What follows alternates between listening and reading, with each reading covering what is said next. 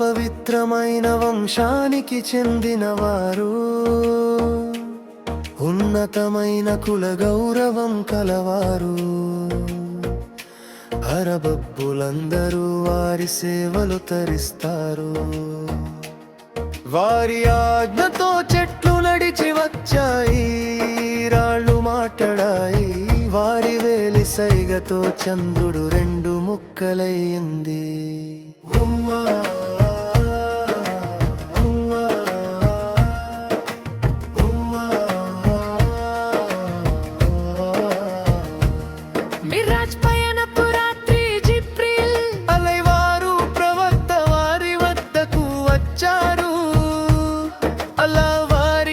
సామీప్యానికి ఆహ్వానించాడు.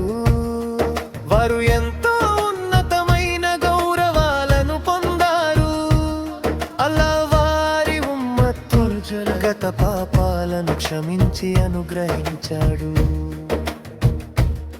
వారు దాతృత్వానికి నిలయం మరియు అల్లా అనుగ్రహాలకు యజమానిగా ఉన్నారు. ప్రజలందరినీ సరియత్తనే సన్మార్గం వైపుకు నడిపించేది వారే. ప్రవక్త వారి ప్రకాశవంతమైన ముఖవర్చస్సు అనే కాంతితో వేకువ ఉదయించింది.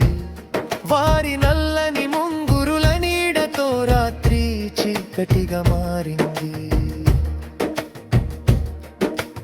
గౌరవంలోనూ గొప్పతనంలోనూ వారు మలాయికల దూతల కన్నా ఉన్నతమైన స్థానంలో ఉన్నారు. సన్మార్గపు బాటలను వారు మనకు చూపించారు. అల్లాహు అల్లా, అల్లాహు అల్లా.